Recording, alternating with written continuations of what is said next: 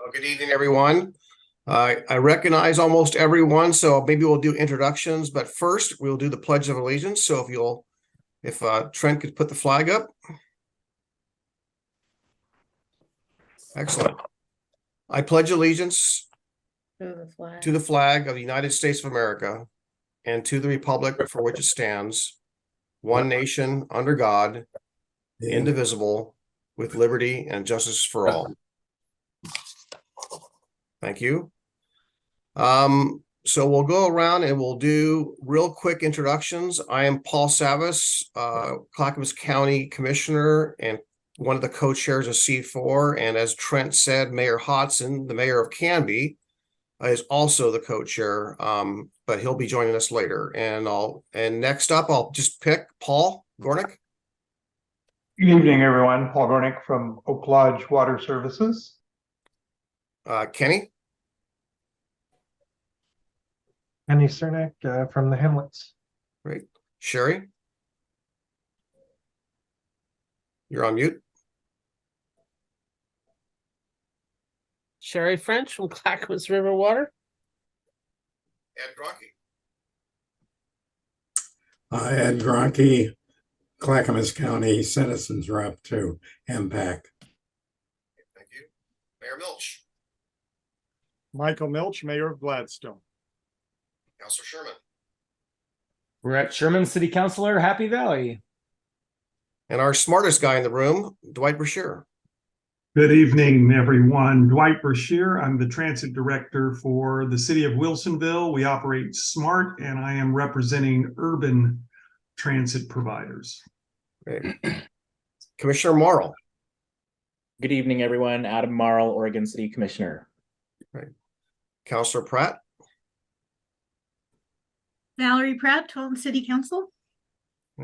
Mayor Fitzgerald. Julie Fitzgerald, Mayor of Wilsonville, where we have some nice yards. You can sit out and attend meetings. Apparently, yes. Commissioner West. Ben West, Clackamas County Commissioner. And I would like to add, not only is Dwight the smartest, but he is always the most dapper. Indeed. Mr. Myers. Good evening, everyone. It's good to see you all again. Martin Myers, I'm the C4 rep. CPO rep to C4. Okay. Amelia Porterfield. Hi, everybody. Amelia Porterfield. I'm the Regional Solutions Director for Governor Kotek and glad to be a guest today. Great. Thank you. Thank you for joining us. Is it Councilor Todd? No. I could be a counselor, though. But no, thank That's you. right. Todd Wood, Canby Area Transit. I represent the small rural transit providers. Okay, thank you. Mayor Bielostowski. Hey, everybody. Roy Bielostowski. I'm the mayor of Westland. Okay, thank you. Councilor Lewis. Christine Lewis, Metro Council District 2. Okay. Mayor Buck. Good evening, everyone. Joe Buck, Mayor of Lake Oswego. Thank you. Mr. Silva. Matthew Silva, Fire Districts. Great. I think I got everyone. Trent, you did introduce yourself just one more time. Hi, I'm Trent Wilson with Clackamas County Government Affairs and your C4 Administrator. Great. We rely on Trent. He's done a great job for us, and he'll help guide us through our agenda this evening. So the first order of business is housekeeping, which is the approval of the minutes. Is there any edits? Motion to approve? I move to approve the minutes as presented. Do I have a second? Okay, seconded by Sherry French from CRW, our water district. Is there anyone who is opposed to approving the minutes? Please raise your hand. Are there any abstentions to approving the minutes? One abstention, Mr. Myers. Okay. Seeing no other abstentions and no disapprovals, the minutes are approved. Thank you. Next up is, I guess, our meet and greet with Amelia Porterfield from the Regional Solutions Director. So Amelia, thank you for joining us. And The floor is yours. Great. Well, thank you so much. It's wonderful to see some familiar faces and some other faces that I haven't had a chance yet to get to know. So looking forward to that later. So I'm thanks, Trent, also for helping to organize this time today. I really appreciate the opportunity to connect. So I'm going to do just kind of a brief overview of regional solutions. Some folks have worked really closely with the program, some less so. There's been a lot of turnover at state government and local government every place. So just kind of give a kind of general update about where the program is to and how we can work together. And then if you have questions or want to have a dialogue, I'm open for that. So in general, the Regional Solutions Program is it's kind of a unique thing. It is formally, statutorily, governor's office seeded program that is the approach to community and economic development within the governor's office, and we work in a cross-agency way to help and with communities to move projects forward and to kind of get to yes when there are some of those sticky situations that usually involve multiple parts of government, multiple agencies that aren't always naturally swimming in the same direction. And what that looks like is there's a few parts of the program. So we have coordinators that live and work around the state. The state's divided into 11 regions, statutorily tied to the federally designated economic development districts. So we overlap those areas. So there are collections of counties. And in each one of those regions, we have a cross-agency team. Statutorily, 5 agencies are part of the program. That's ODOT, DLCD, Housing and Community Services, DEQ, and Business Oregon. And sometimes, depending on the issue set, other agencies come along too. So the Metro region, for example, has Department of Energy, and sometimes like water resources or some of the natural resources issues actually come up more frequently. And so those agency folks join the teams too. These teams work together. We talk about projects, we talk with jurisdictions, we try to coordinate ourselves.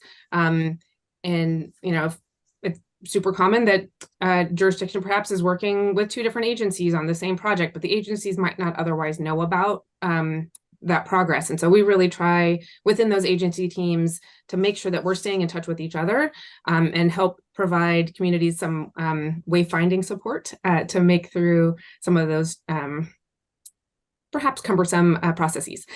So that's one component of the program. I mentioned briefly the coordinators. So they are governor staffers that live in different parts of the state. We had a lot of turnover in the governor's office, as is natural at a kind of turn of an administration, which has not happened in a while. So we started the year with 1 regional coordinator. We are now up at a team of 6 coordinators plus me. So we have coverage around the state. And their jobs are to work with these agency teams, work with folks like yourselves, your counterparts around the state and other community members, and provide connection with the governor's office and the state enterprise and work on the ground. So there's really a goal for back and forth communication with that local flavor, understanding how policies might hit the ground, concerns that are coming up in a particular place that we want to make sure the governor's aware of. And oftentimes we're able to see things at scale because we have folks embedded in the communities around the state. And so we're able to raise kind of policy intersections into the office with that real local connection opportunity. We also, another component of the program that's honestly been relatively dormant for the last probably couple years now, and we are working on refreshing, but not there yet, is advisory committees.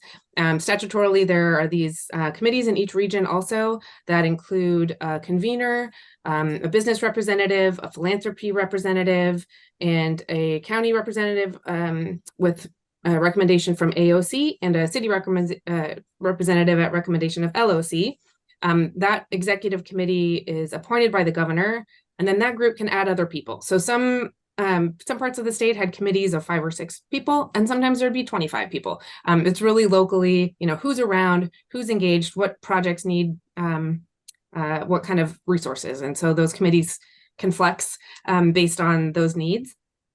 And when the program got put into statute, there was also a fund that committee helped kind of develop regional priorities and then look for projects that would be eligible for funding from this fund. But that has not had money in it for a good 5 years at least, maybe 6 years now. And so that kind of committee process has been a little without as clear a charge, without funding to help allocate. And so we're working on kind of revisioning the role of those committees. I believe Commissioner Schrader had been the last appointee for the county representative to that committee. She doesn't seem to be here today, but we will come back to that, and we're working on some recommendations to the governor about how to refresh those, but really wanting to kind of build up our team and have those direct on the ground conversations first before we ask of time of some of those real community leaders. So there's that component's kind of still on deck. And in the meantime, what we're doing is just really trying to reach out as much as possible and get to know all of the new and ongoing players in the communities around the state. I get the pleasure of, in addition to being the director of the program statewide, I am also serving as the Metro Regional Coordinator, in part because we are still expanding up, and I also in the Metro region. And so taking advantage of that opportunity. It's also a space that has some unique challenges and scale, and there are other entities here. And so it's a different kind of a coordination. So we're looking forward to kind of figuring out the best way to engage in this region. And meanwhile, you get to talk to me. I also get to be the Office of the Governor's kind of main point person for local government. So I'm the liaison with League of Cities and Association of Counties. We talk frequently and also try to just make sure that we're staying in touch about issues at scale across the state and can have those conversations and share notes and try to problem solve together. So those are some ways that some of you may run into me. If we haven't run into each other yet, I would love to do that. I had actually was having coffee in Tualatin this morning. I had a good conversation with some Gladstone staff recently, and just really, and Malala had some good conversations with our housing team in the governor's office and Malala staff. So just really have been sort of triaging by what's popped up for folks, but we don't want to only just wait until there's a problem, and make sure that we're in touch on the front end. So just really glad for the chance to be here today and say hello in this venue, and just offer that this is hopefully the start of a conversation and not the only one. So I'll maybe pause there and see if there's any questions or dialogue or anything else that you want to know or share with me that I can take back to the governor. Trent? Thanks. I'm going to talk a little bit to give you a chance to put in your contact information into the chat so that everybody has it. But we have a lot of new folks here that maybe didn't have the chance of working with Regional Solutions as recently. And so Amelia did a great job of describing the full suite of the program, but just kind of localizing that a little bit is that Regional Solutions has done a lot of great work for some of y'all who haven't been able to work with them in the past to unknot some of the tangles that our communities have had with each other or with the state. Especially with the state, they provide such a great resource. And so what she was saying, I can't stress enough, like getting ahead of some of those issues and having a relationship at your level with Amelia before those things happen is a way to resolve some of those knots a little bit quicker before they get started. Regional Solutions has also, on a more proactive level, helped with some of the bigger projects that the county has seen. And so I want to call out like what used to be called the Legacy Project, and that turned into something different. But to get started, to get the momentum that we had, that was 10 years ago, that happened because Regional Solutions and the work there brought our communities together in a way that was really hard for a lot of our communities to do at different levels and at different agencies. And so we bring a lot of folks in for meet and greets who have some good connectivity power. I would say that Amelia's position with the governor's office is one of the most critical ones.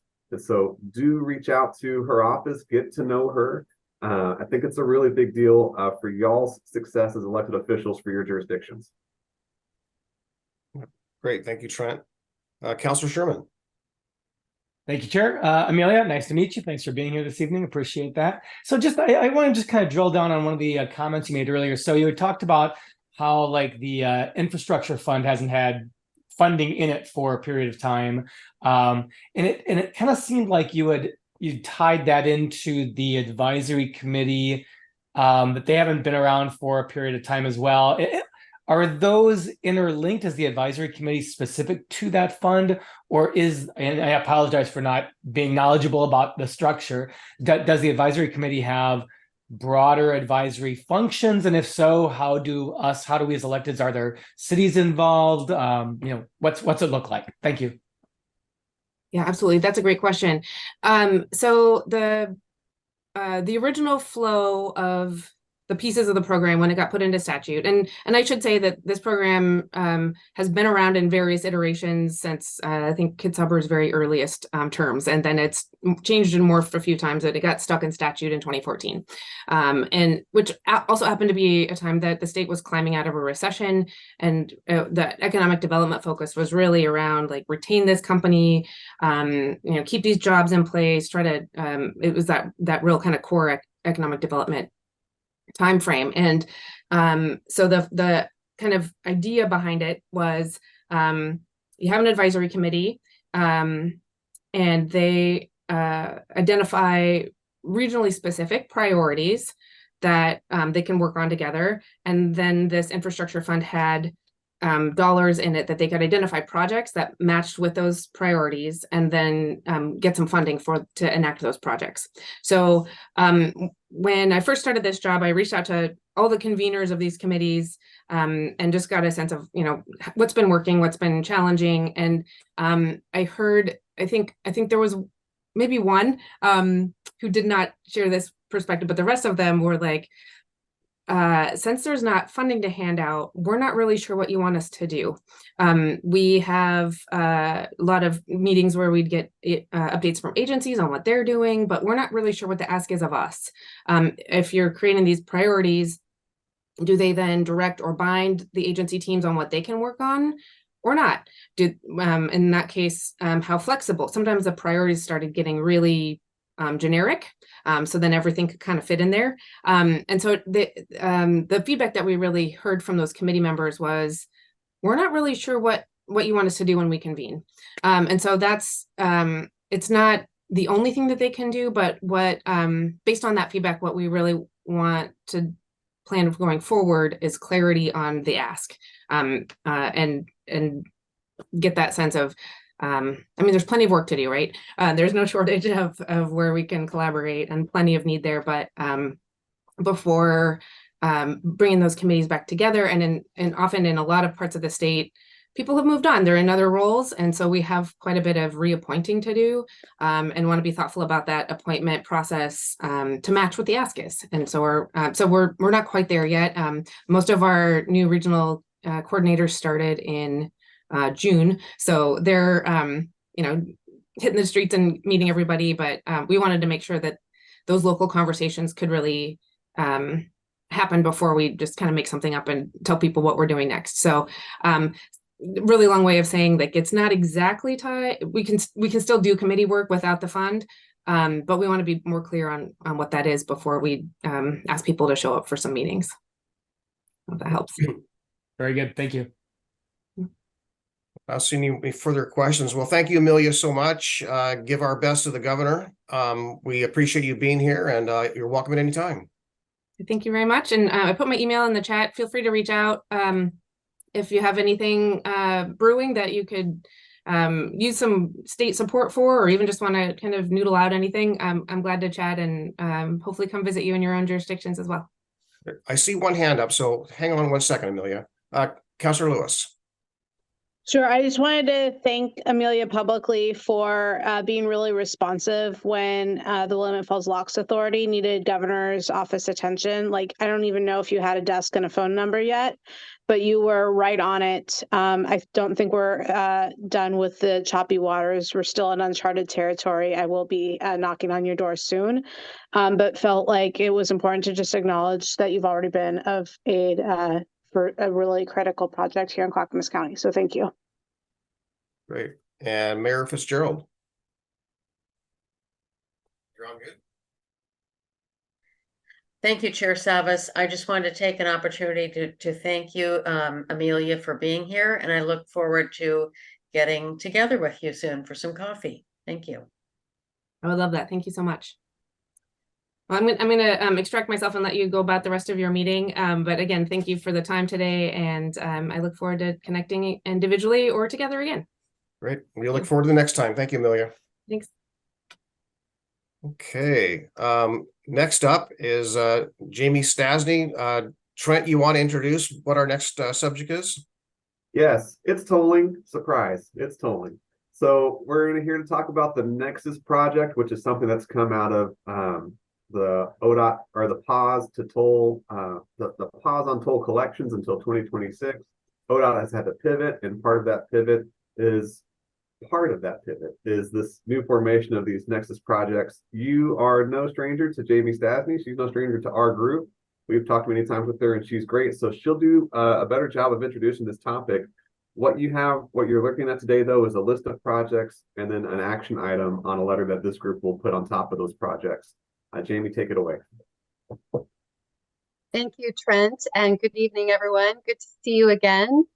Trent, great introduction. I want to take us back a little bit, back to our C4 retreat earlier this year, where many of you attended. We had a whole day to talk about tolling. And in that conversation, I think a theme was coming through that's been true this whole time, which is we have more questions than answers. We have a lot of uncertainty. But the theme I heard from you all loud and clear was we want to stick together. We want to speak with one voice. And so that intention was carried forward as ODOT asked us to create a Nexus project list. So as you all know, we worked closely with the staff from all of your jurisdictions, all of the affected jurisdictions, to request a project list for Nexus projects. And that project list has been assembled into one document, which starts on page 10 of your packet. It is lengthy. There are a lot of projects on this list. These are projects that local jurisdictions feel could help potentially mitigate the impacts or help resolve some of the impacts we anticipate to come from tolling both on 205 and on I-5. And I want to note, as we've talked about before, these projects are not data-driven.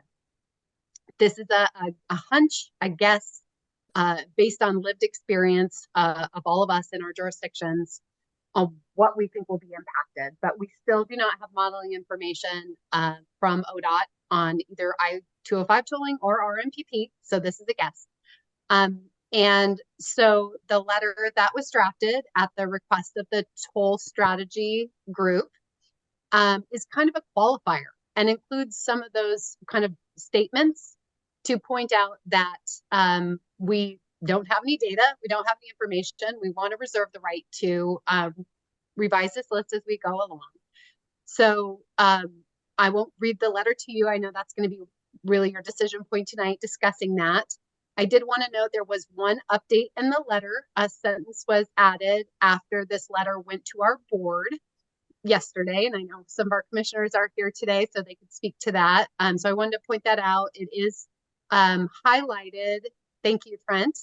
It is, thank you, underlined and in red here. Just to note that Nexus projects would be in addition to required mitigation. And I want to note that we say prioritize full funding for all mitigation projects. I think many of you recall with the 205 project, EA, excuse me, ODOT had proposed potentially some proportionate share of mitigation projects, meaning they would contribute a portion of that and then local jurisdictions would be on the hook for the rest of it. And so we want to call that out. We expect and request that they prioritize needed mitigation projects and fully fund those. So that was added at the request of our board. So I just want to call that out to you today. And I know many of you may have had time to review the list. Happy to speak to that. We're bringing that forward so you can see what's going to be submitted. But really the conversation today is about the letter itself. and looking for a decision or recommendation from you on that. And I do have a few little facts about the list I just wanted to bring forward. There are a lot of projects on this list. There are, I had the number in front of me and I just scanned it down. The county submitted 56 projects, and in total with the cities, we submitted 147 projects. So this is a large list. Some of these projects are huge, and we do not have cost estimates included. So I just want to call that out. We do not have a commitment from ODOT to fund these projects. And so the question we've talked about here before of like, how will ODOT use this list and what's going to happen with this? We don't have a lot of answers for that, other than it is their intention to provide some version of this list to accompany the implementation plan they're going to be providing to the governor by December 15th. They have formed a staff group, which they're calling RTAC staff group. And that group, which includes me and Karen Burig from the county and several other folks, is meeting weekly. And in that group, we are asking a lot of these difficult questions.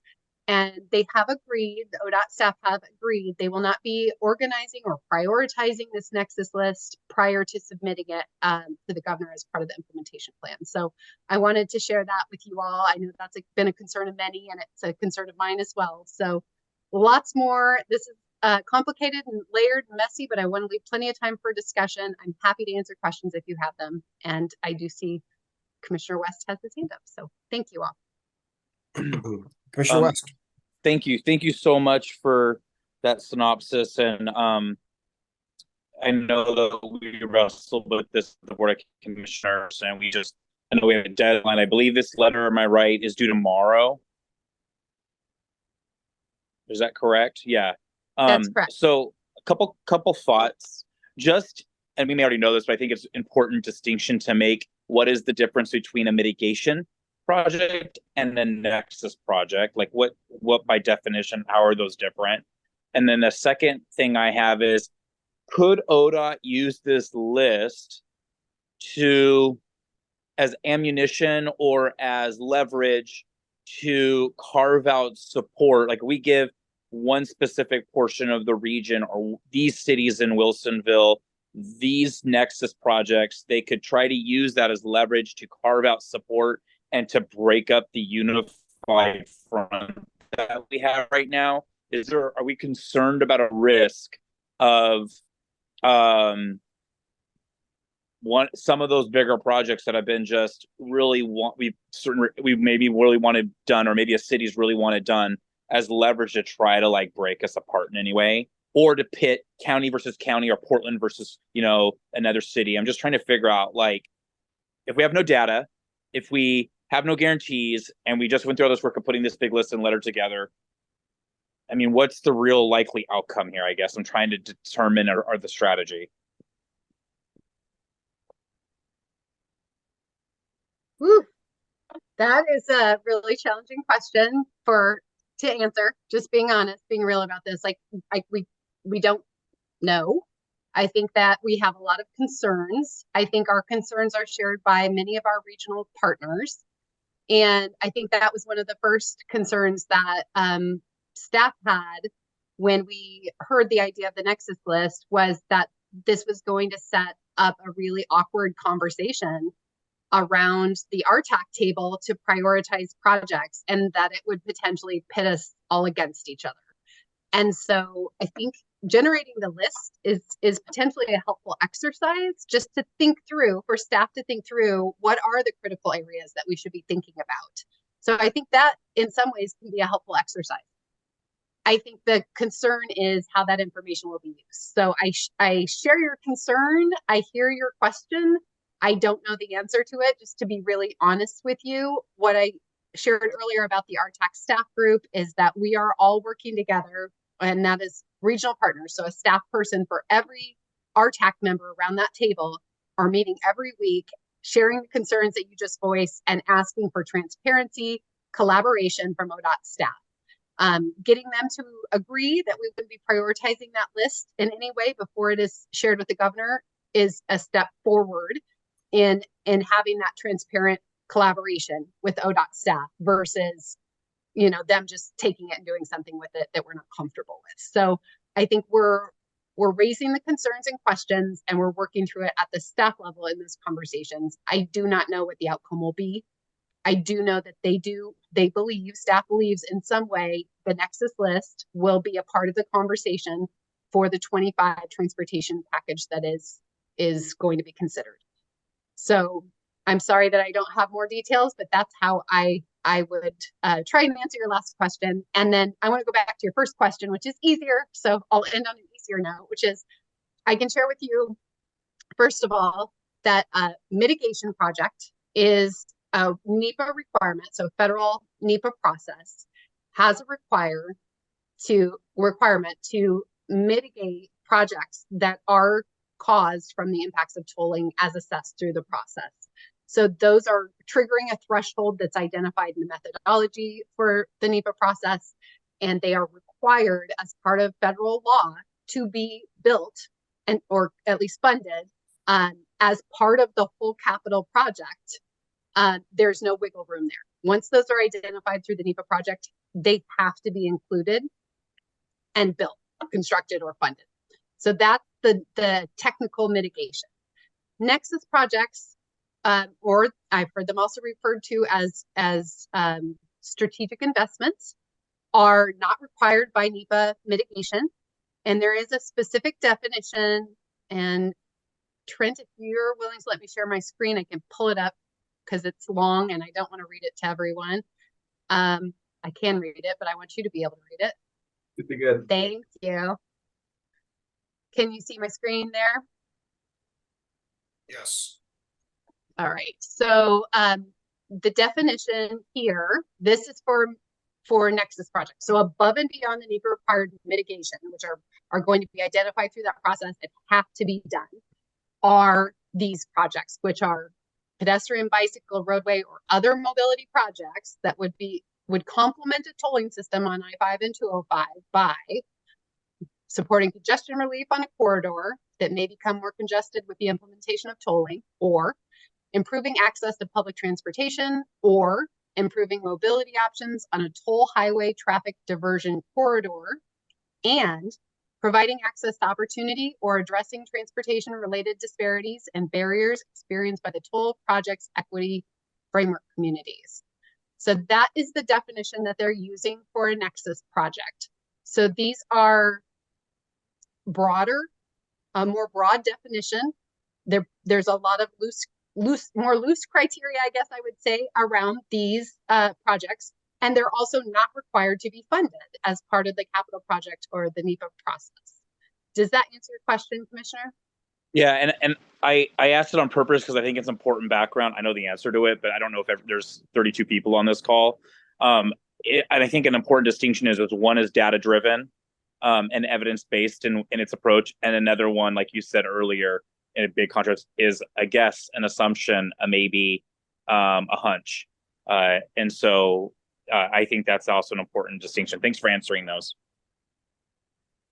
Yeah, I just want to mention one other concern that I have about this is that, and Mayor Biliostowski and I spoke about it earlier today, and with others, and that is that the mitigation they have set aside for the 205 toll project, not the RMPP, but the Abernathy Phase 1 and Phase 2, the total mitigation was $30 million for all of the jurisdictions for the whole corridor. And we think that's woefully short. I think the mayor expressed, Mayor, I don't want to put words in your mouth, but just raise your hand if I make a mistake here. But he mentioned that one of the projects they have is a traffic circle that's about a $20 million project. Well, that leaves 10, and we haven't even really touched a lot of the area. So my concern is that they underestimated the actual mitigation cost, and perhaps will rely upon whatever funding mechanism is for Nexus to pick up the balance, but there's no funding identified for the Nexus project. So that leaves us hanging, and that gives us even probably more concern than before. So I just wanted to make that comment. And next up, I see Mayor Buck. You have your hand up. Thank you, Commissioner Savas, and thanks, Jamie. So Am I correct? I feel like, we got to go along with this Nexus list little exercise here, right? That you and our staffs worked, diligently putting together. And, this Nexus pathway, as I see it, is just a continuation of this conversation that we've, been having over these past years. This is doing nothing to address any of our concerns that we've raised with tolling, other than, I guess, in a way, pretending to, show some sign of being concerned about, traffic at the local level or whatnot. But our concerns really remain that we, as a group, are very much united against the this proposed funding plan. It's not providing, as Commissioner Savage just said, it's not, well, at least as as we heard through all the modeling that was done leading up to this, it's not providing the funding needed to ensure local roadways, no money for local share are safe, for all users. Anyway, the whole host of problems remain. So is our strategy as we kind of go down this road, and honestly, in this interim, talking to our legislators, people are like, what's this Nexus program? No one knows. Senate President, no clue. No one knows about the Nexus program except us, staff, ODOT, So they're going into their group, their interim committee, that I don't know if that has even met yet on tolling. So I don't know if this is it's an exercise we have to do, but should our focus not remain on the on our main goal of thinking more comprehensively about transportation funding and the road user charge and this broader ecosystem of mechanisms to help the ODOT pull itself out of the red? Thank you for the question, Mayor Buck. I'll take a stab at it, and then I'm happy to defer to you, Trent, too, to add to this. From the beginning, this has been a multi-pronged approach, right? That's what we've been using. There are decisions that will be made at all levels of government. So I think we cannot just focus on one conversation. We have to be open to and participating actively in all of the conversations. So I appreciate your comment about the legislature and the legislators not knowing what's going on. We've been doing some of our own work to build some communication with our legislators, even one of our legislators who will be on that committee. They have not met yet. They will be meeting September 27th at 8:30 a.m. That's the first meeting. It'll be a getting to know you, like, what are we doing here kind of meeting, is my understanding. But great points. We have to remain alert and remain actively engaged in all levels of this conversation. And we have the conversation going on here at RTAC. We know that this implementation plan is going to the governor, so that's one piece of it. We also have the regional transportation plan, which is going to be coming in front of JPACT and Metro Council this November for adoption. There is congestion pricing policy in the RTP. There are projects like the RMPP that are being proposed to be added to the constraint list in the RTP. That is a big decision point, and a vote will take place for that. So there are a lot of things bubbling up in a lot of different layers where we're going to need to be actively engaged over the coming months. So we'll be back here talking with you all. This isn't let's just give them this list and see what they come up with. I agree with your comment of participating. Our regional partners are participating. As I mentioned before, I think it's a good exercise for us to start thinking about what areas of our communities are going to be impacted. Commissioner Savas has said this here before, but when we did our TSP at the county, and I think for most of you, your TSPs, we didn't consider pricing or tolling. So we didn't have this thought process as a part of the formation of those plans. And at the county, we're getting ready to redo our TSP. So we'll be able to put some thought into that, but we don't have time to wait until that document is updated. So there is some value in the process. And we also want to remain together with our regional partners who will be also submitting lists, or many already have. So I think it's part of not wanting to be left out of the conversation, wanting to participate in this thought exercise, and then wanting to be open to develop solutions to fix our transportation funding problems, because we have them and they're big, and it's going to take all of us working together to solve them. I did hear from one of our legislators that there is a desire to have a bigger conversation about transportation funding, to talk about other funding mechanisms.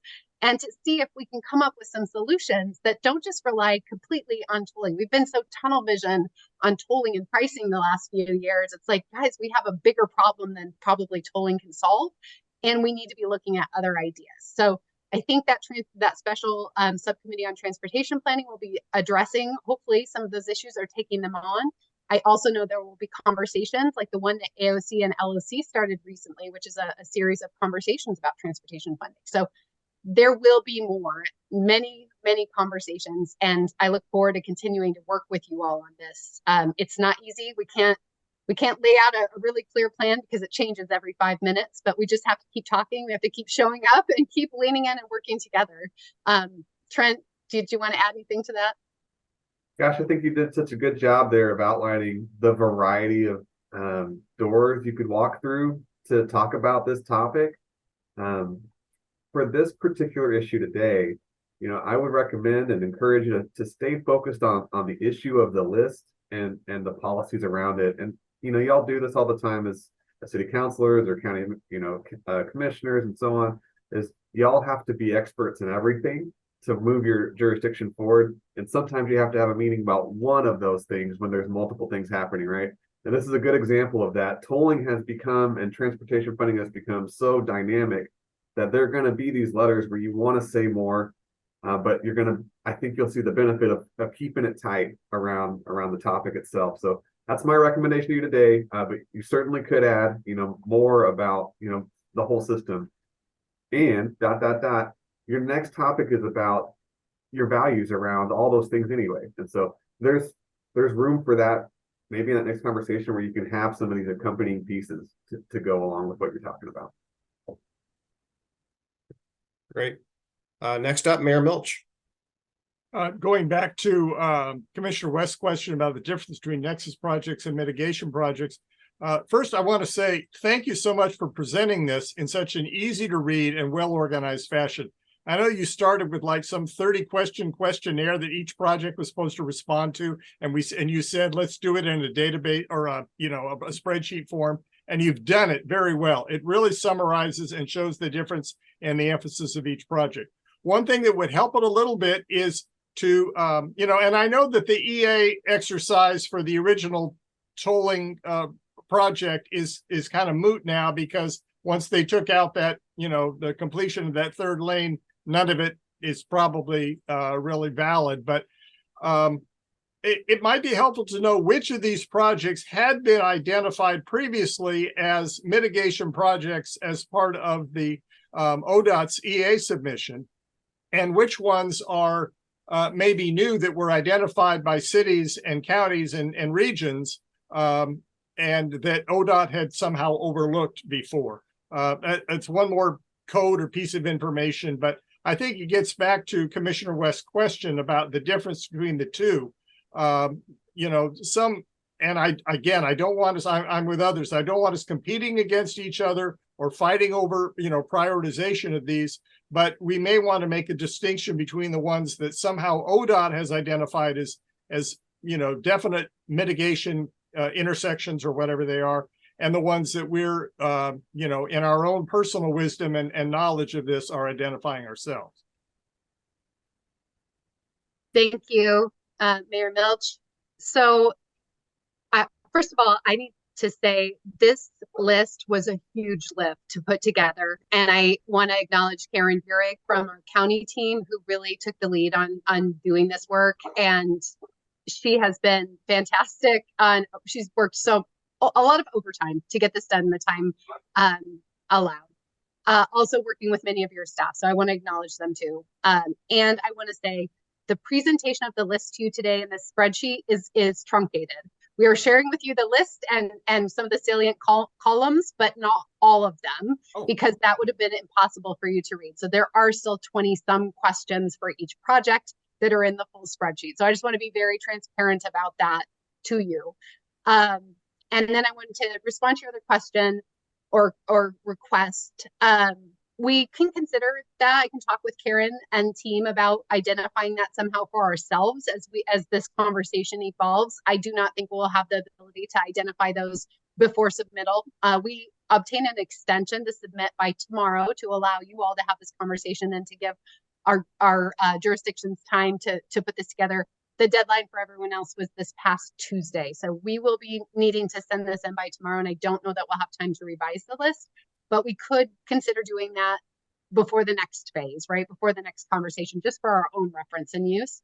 I will just note the EA, as you mentioned, I think it was you, for 205 toll project is essentially moot at this point.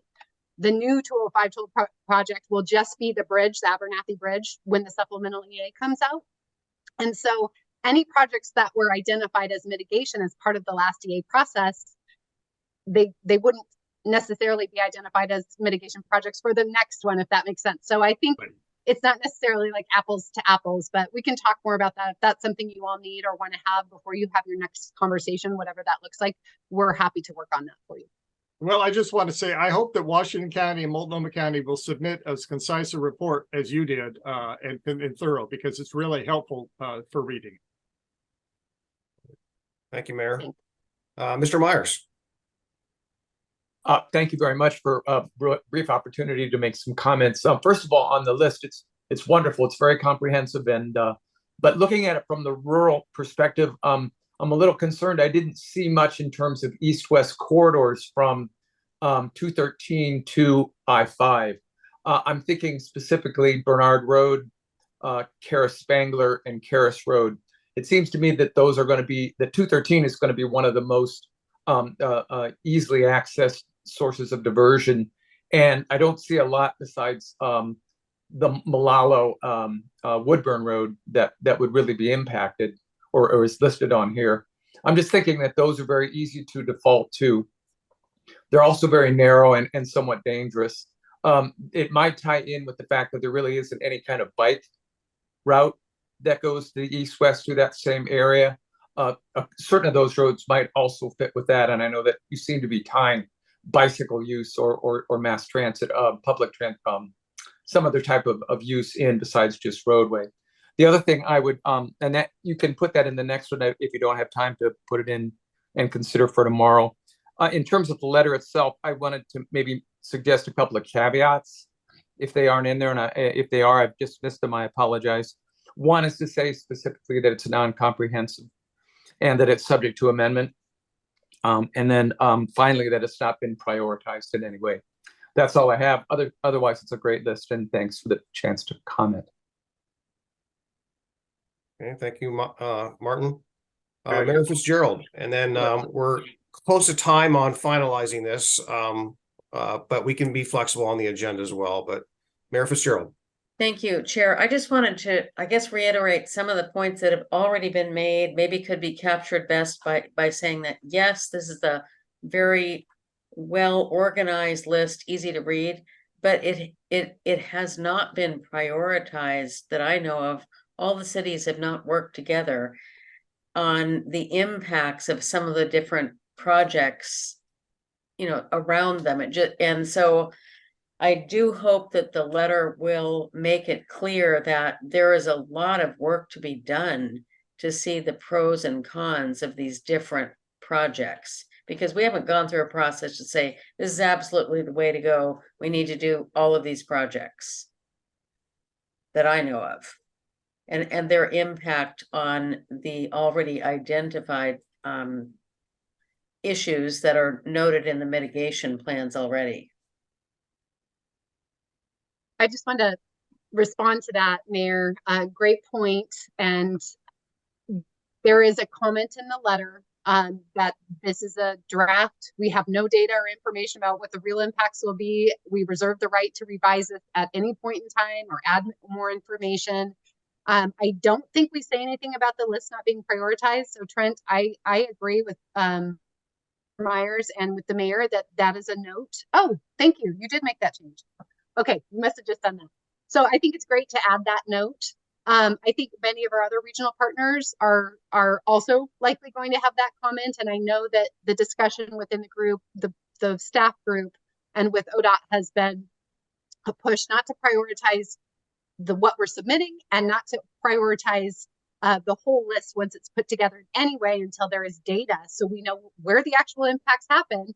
And then we can start talking about the additional work that needs to be done to evaluate where our priorities should be. So great points. I totally agree. And I think it'd be important to note that as well. Thank you. Appreciate the comment. Does the group in general feel like this additional note here captures the flavor of what's been requested for adding? I see a thumbs up here and there. Okay. Okay, great. So we have an edit. And the other concerns I think have been addressed in language within the letter itself, aside from the addition or the amendment. Is there we ought to get a motion to approve. So is there a motion to approve the letter, please? Or So the packet, the projects and the letter combined? Chair, I move that we approve the letter as amended and the packet that is attached. Okay. Second. Okay, been moved to second. Is there any further discussion? Okay, seeing none. Is anyone opposed to approving this? Please raise your hand or signal. Seeing none. Are there any abstentions? Please signify with raising your hand or signaling. Okay. Then the packet is approved as amended. Thank you so much, unanimously. Excellent. So that brings us to thank you so much. That brings us to our next discussion, our C4 Toll Strategy Subcommittee and Joint Values Statement on Tolling. Trent, back to you. Thank you. And Jamie, please stick around for this one. So remember that in July, well, again, back in June at your retreat, we talked about having a values document, a value statement that keeps y'all sort of connected and glued together, speaking with one voice. During the July Toll Strategy Subcommittee meeting, y'all worked on some recommended language. We presented that to you at your August C4 meeting, and y'all approved that language. And from there, we sent out that approved language to every city to say, hey, please take a look at this and send us your logo if you're on board. Not everybody was on board. And so in the middle of August at that Toll Strategy Subcommittee meeting, there were a few amendments to bring some of the heartburn, to alleviate some of that heartburn, make the language tighter, and we sent that back out to everybody. So what's in your packet today has those edits that the Toll Strategy Subcommittee recommended, looked at, and approved. Today, you get to, sort of reapprove that language. And what I'll say here is, we sent that back out because we knew that jurisdictions were taking that to your city councils for, conversation about whether you wanted to jump on. And thanks for your patience if you had to have that conversation twice because of these multiple approval processes. Since the amendments that have been recommended and that you see in your packet today, I can let you know that several jurisdictions have approved the language as is. So if this is your document moving forward, you have 1, 2, 3, 4, 5, 6, 7, 8 logos already ready to go for this document. And we'd love to have more. And I don't know if it matters, but just so you know, one of those is C4, if you approve it today. Clackamas County, Gladstone, Tualatin, Canby, Happy Valley, Wilsonville, and Smart. So that's a great start. Obviously, we want this to be a full family dinner, so to speak. And so we want everybody to be able to eat here. But if we haven't had a chance to talk about that language yet, I'm happy to pull it up, but it's in your packet. And I would open up the floor for conversation around questions. Or if this language is good to go, please let me know. And we'll keep working to gather more jurisdiction logos and partner logos. So I understand, Commissioner Marl, that Oregon City, was it last evening or so, or recently approved the logo? That is correct. And it was unanimous. Excellent. Excellent. So I guess I'm just going off of memory, Trent. So that just curious if West Lynn and Lake Oswego, there's no one here from Milwaukee, any jurisdictions that have not yet have any concerns, or is it just more procedural at this point? Commissioner Mayor? Savas, hey, thanks.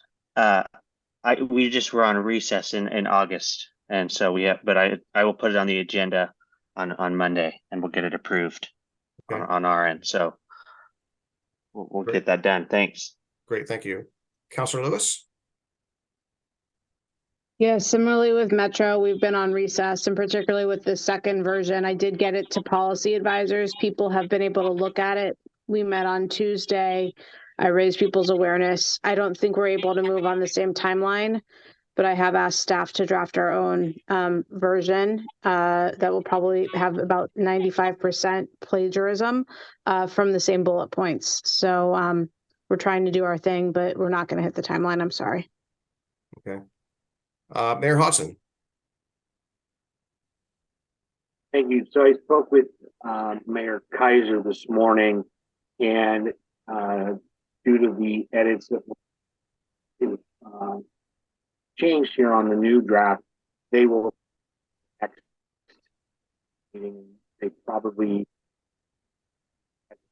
will be passed unanimously by the city of Malala and that council, so we can come out but their meeting isn't until next week. Mayor Hodson, maybe it's just me, but it came in a little staticky. But what I think I heard was that the changes have delayed their ability to approve it, and they will look at it next week. Is that what we heard? Okay. Excellent. And I would say back to Councilor Lewis, I'm really recommending that y'all think of this as a living document. And so if we're going to wait until Monday for Westland, and if it gives you, that can be an active document that some of these logos can come in on. So if Metro comes in later, I would say feel welcome to think of that as an option if it's a week later or 2 weeks later, think of this as a living document that can, come and go as you need it. But if Metro wants to do their own document, understandable, no pressure. But I would encourage this group to think of this as a living document that may need to evolve as the issue evolves. Yeah, and Trent, do we really have a timeline on this? We don't really have a deadline, do we?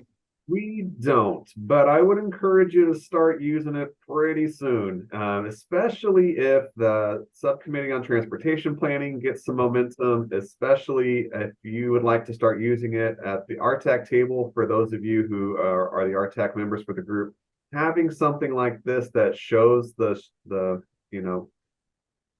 group effort, the sticking together elements of what you're all working toward, that's going to be super helpful to you. Great. Okay, excellent. Mayor Buck, do you have any concerns, or is it procedural as well? I see he's got his camera off. I don't want to speak for him, but I know that they were looking at it or intending to look at it at a city council meeting that was orbiting this meeting. I just don't remember if it was before or after, but if he comes back on, he can clarify. But I guess what I could say is we can at least wait until Monday or Tuesday, since we know Westland's going to be considering it soon. And maybe by middle of next week, we'll just post that version as a working final with whomever's there, and then people can add as we need it, and we can update it as needed. Okay, great. Commissioner Morrow. Thank you, Chair, and thank you again, staff, for all the great work that was put into this. I recognize that it's difficult to get something where all of these different varying jurisdictions will agree on the same thing, but I think that this is getting really close to it, and I hope that the jurisdictions represented here will consider adding their to it. I think it's important to be on the same page as it relates to how we interact with each other and how we're not going to let ODOT divide and conquer us. Like I said, we just in Oregon City approved this letter unanimously. We are not a pro-toll community. I've heard concerns that this is too neutral on tolling. And I just want to make it abundantly clear that Oregon City, as one of the primarily affected communities, is not pro-tolling, but we support this letter because we recognize the fact that if we're not a part of the conversation, then we're going to be left in the dust. And as Clackamas County, we should be doing that all together. So thank you. Thank you, Commissioner. Anyone else? Any other comments? Commissioner West? Do we know where the city of Sandy is in the process? Has anybody been in communication? And is Tualatin? I didn't hear that logo thrown out there. I'm sorry, Tualatin is already on. They've been. Oh, I didn't hear it. Sorry. They were one of the first, actually. So kudos to Gladstone for. I think they were the first two logos in. I have not heard from the city of Sandy on this one. Okay. And in Estacada. I've not heard from the city of Estacada in a while. So if you have friends in Estacada, I'll call. I'm sure Commissioner Salvas, I can call the mayor. Yep. We'll get on that.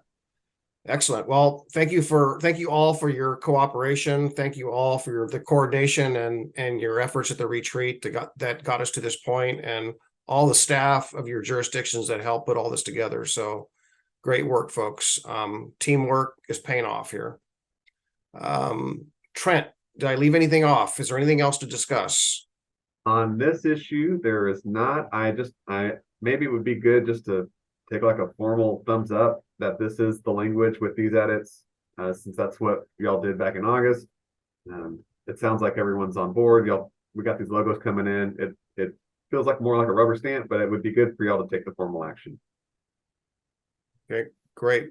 So no one has any issues. It sounds like I haven't heard anyone express any issues with the latest language. We already have a lot of sign-ons. We already heard that. So is a thumbs up adequate, or do you want a motion? Visual vote here works just as fine as a vocal vote since we have this video recording. Okay. Thumbs up for the language in the draft.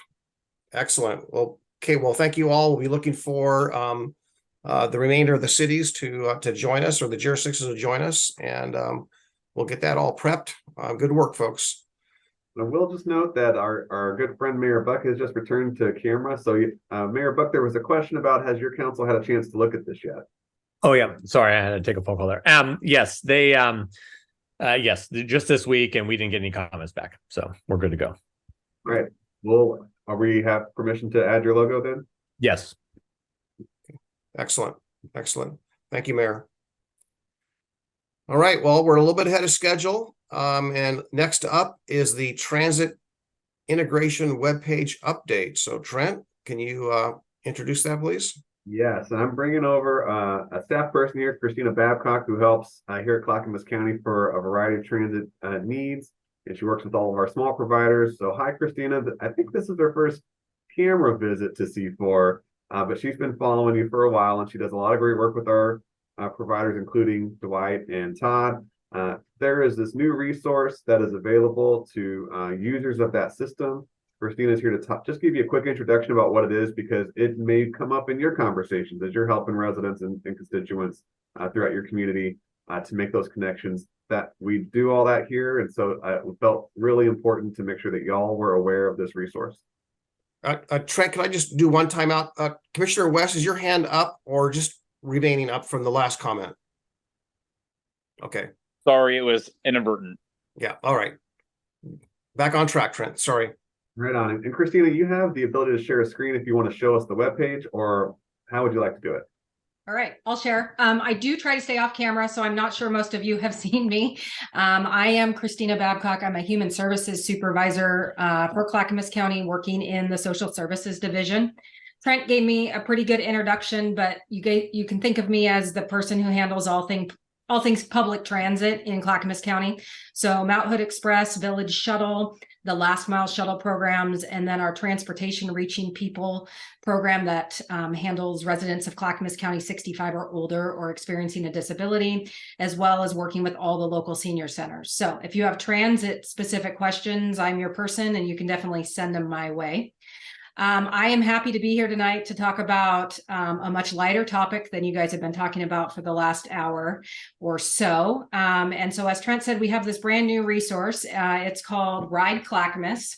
What happened here is I got together with the 5 small transit providers in Clackamas County. So Clackamas County, SMART, Canby Area Transit, South Clackamas, Sandy Area Metro, and said, hey guys, we all offer transportation services in Clackamas County. We all have our own websites. We all kind of do our own thing. And then in the background, we all work together.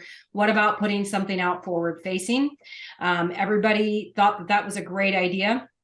So we went after a grant with ODOT under the STIF funds discretionary program and got a grant for about $150,000. And that $150,000 got us this.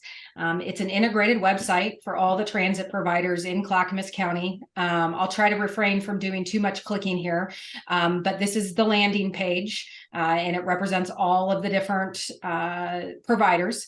And you click around and you find what you need. So basically, I'll use Clackamas County as an example here. You click on Clackamas County, and what it does is brings you to a Google map that shows our routes, our 3 shuttle routes here in Clackamas County. And then you can go from there. So you could click on the Oregon City Shuttle and it will show you where the current bus is. It will show you all the stops.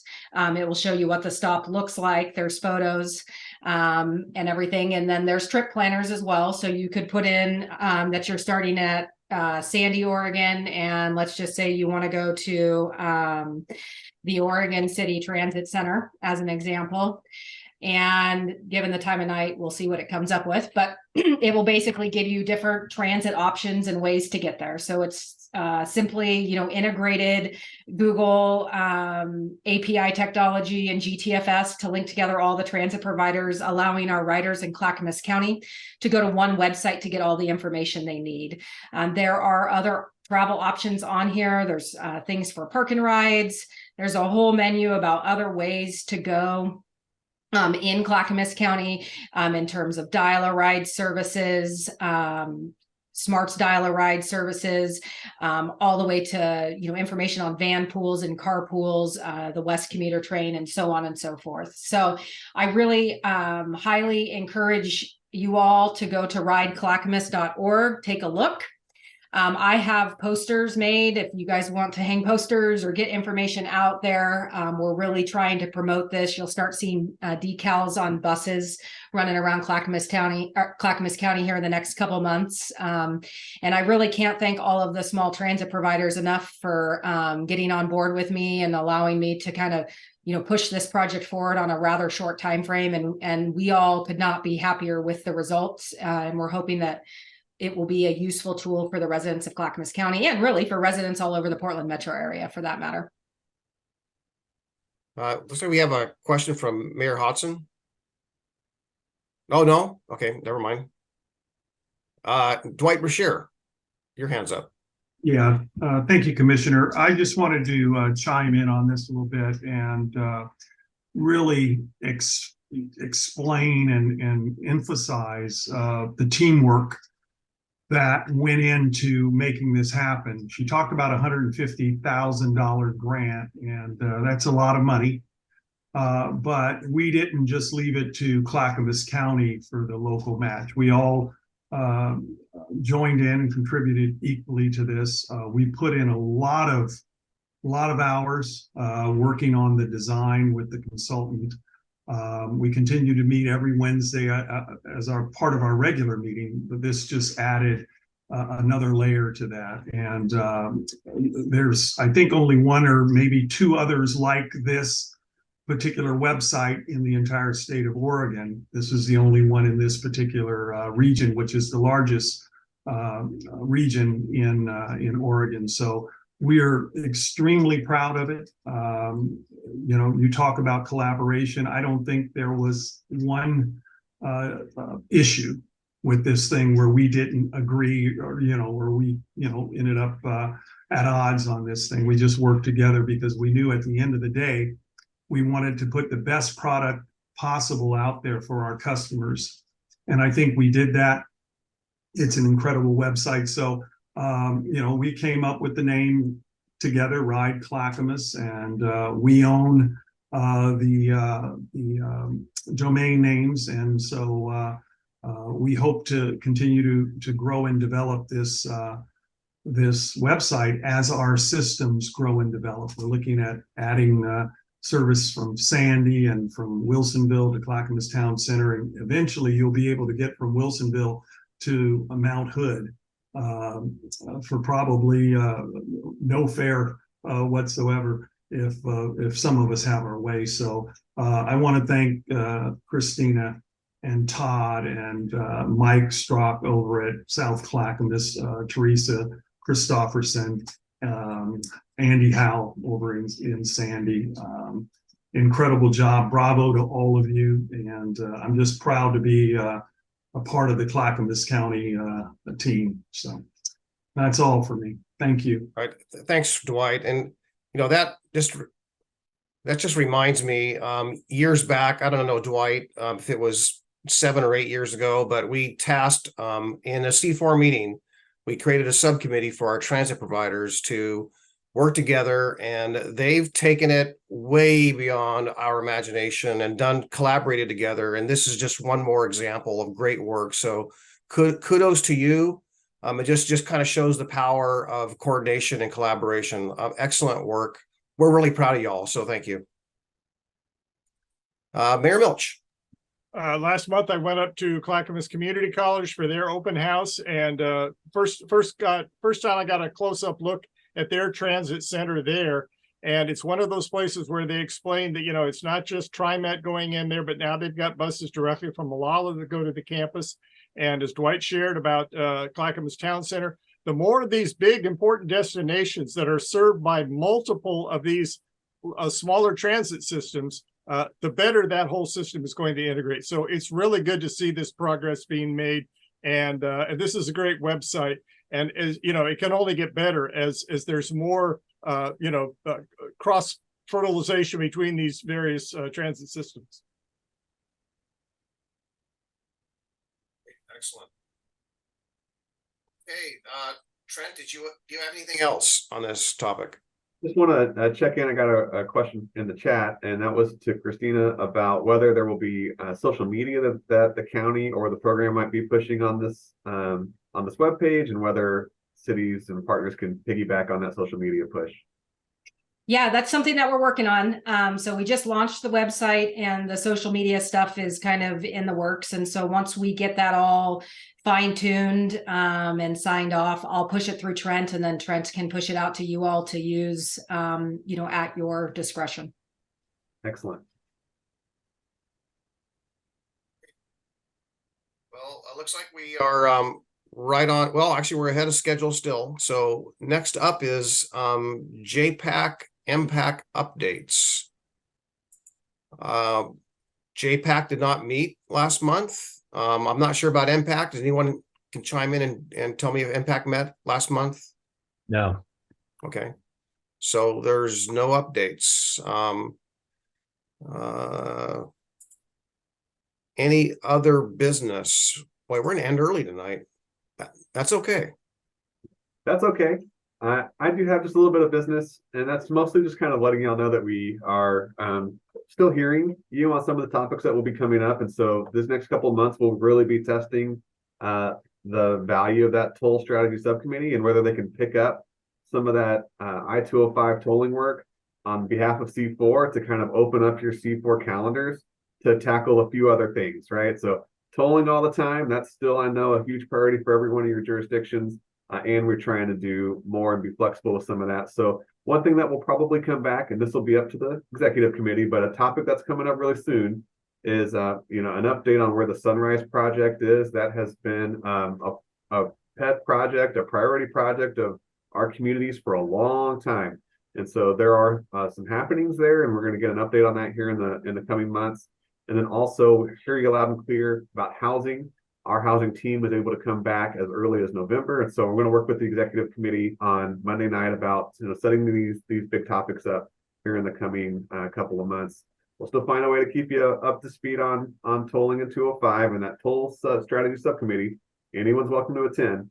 We'll be meeting as well. So trying to open up your calendars to be able to be a little more dynamic and do more than just tolling.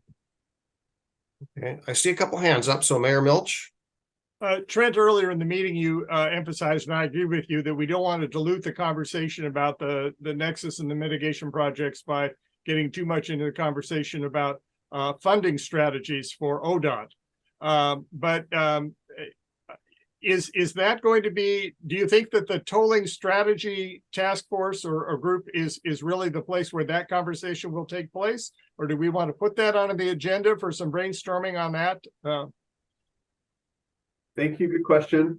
We could really do a number of things, but My feeling right now, we can talk to the toll strategy subcommittee about it, and maybe we can give you a recommendation on it at the next C4 meeting. But my gut right now is to let's see what that legislative special subcommittee on transportation planning talks about on September 27th. Once we know more about what they'll do and who they want to be and what they're going to try to work on, once we know more about that, I think it'll inform how to use our time around that topic too. Great. Was there another hand up? I thought there was. Mayor Fitzgerald. Yes. Mayor Fitzgerald.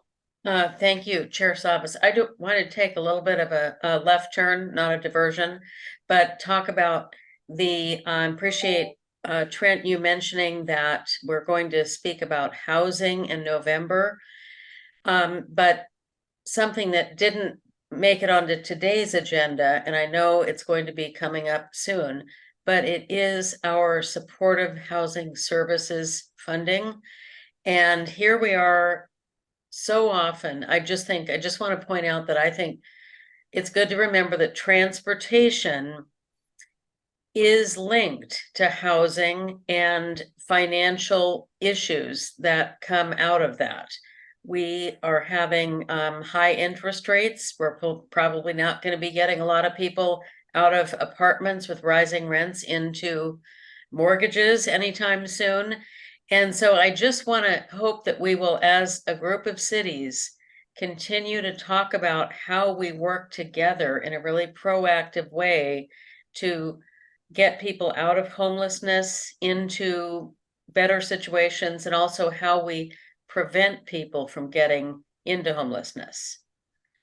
And it's not just that if there's a toll, it's going to cost them a lot of money. There's just so much more going on, and we have all that money sitting there. So I'm still wanting to see a dashboard and learn from the other cities about what is working really well, what isn't, and so that we can all be on our best game. Yeah, I appreciate those comments and the suggestion of a dashboard. We will pass that on. I do know that our staff, housing authority staff that are in charge of the supportive housing services dollars are doing a lot of great work, and they are available to any jurisdiction to help solve any problem. So please reach out to us. We have had a little bit of, as we all know, August is full of vacations and breaks. So when we all get back together, maybe there's something that we can do, at least maybe even a report. And Trent, if you could take a note of this, maybe a report that we can include, just give an update of some of our recent progress on the housing challenges, some metrics of some sort. It's something I have asked for actually in a number of arenas in the county. So it's not just housing, but we had to step back. I'll just make this, I won't say it's really an announcement, but years back, 10 years ago, 9 years ago, I pushed really hard for a strategic plan for the county. And that coined the phrase of managing for results, or MFR. And we put a lot of money, a lot of time, staff time, coordination in that, but we've ended up, COVID was a big hiccup, and that's been somewhat disrupted. I'm hoping to get that back online. I hope to get my colleagues to support stepping back into that, but staffing, we're trying to prioritize that in our budget. So I'm hoping we can get those metrics in place, because that's what makes up a dashboard. Without the metrics, you don't really have a real dashboard. Exactly. So, thank you. Yeah. So there's more to the story about that than I, frankly, as decision makers, we need to have the metrics. And I think that goes for all of us. So I support that. So we'll work on that and see what we can do. At least maybe get something from our housing authority, at least to at the end of the meeting, just give a report or include it in the packet. Thank you. Okay, great. Mayor Buck. Thanks, Commissioner Cyrus. Was there not a I thought that Health, Housing, Human Services kind of was creating a program for like the local jurisdictions. I don't know if you're just informal, to come up with ideas, but was there a more formal, like a grant type program to try to spend these kind of excess SHS funds or unanticipated SHS funds? Well, I'll do the best I can to answer that. That's not exactly my wheelhouse, but I'm certainly involved with that. I don't think that we have a grant program, but we are constantly putting out, bids, RFPs, RFQs for services. And we are following the implementation plan, supportive housing implementation plan that was approved by Metro and the counties. So, and that gives us a framework to work within and what the dollars can be spent on. And I think there's been a lot of good work to make it more flexible, which is great.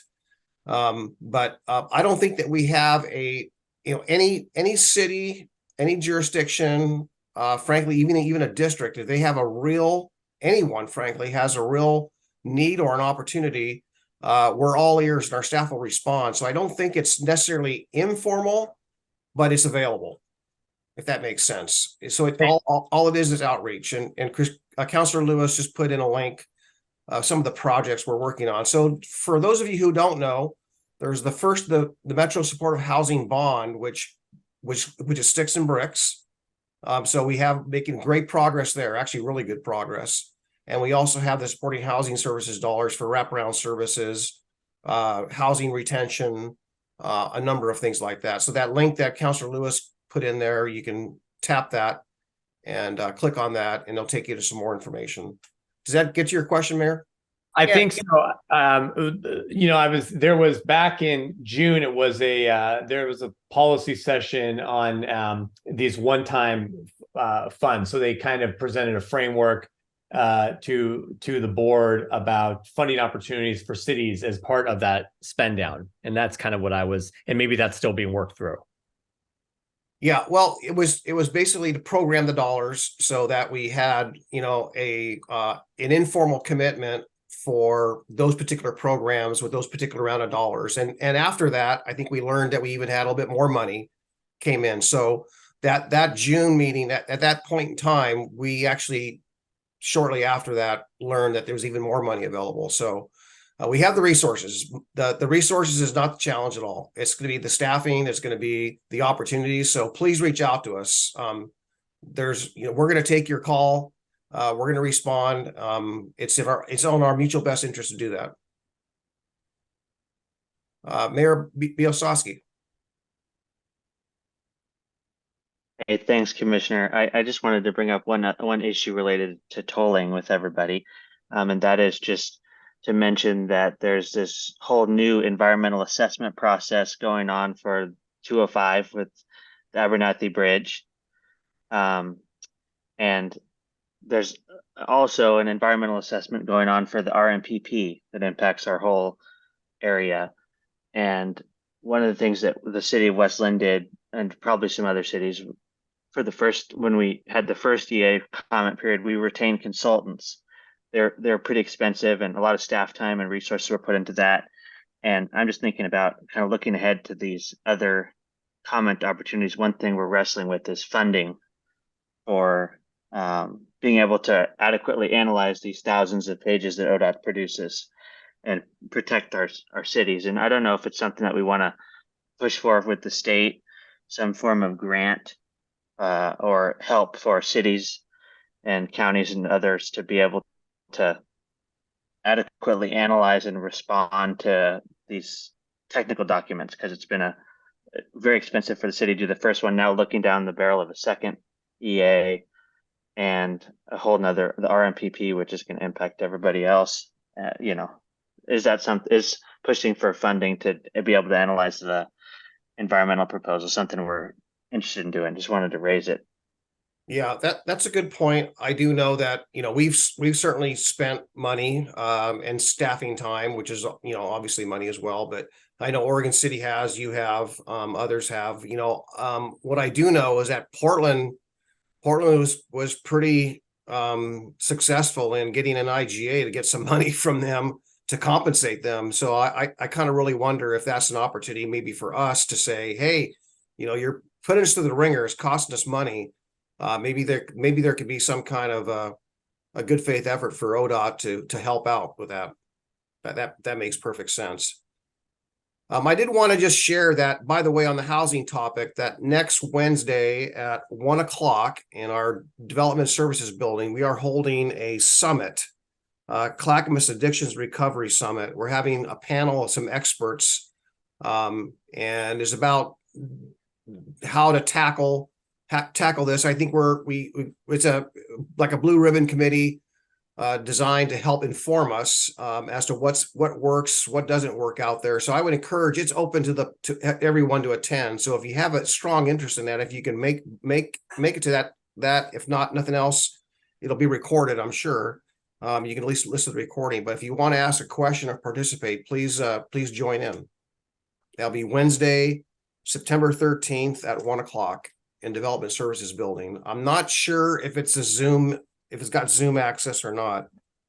I'm looking. I don't think it does. So it's a be there kind of a thing. I do not see a Zoom link. Not Mayor, but Commissioner West.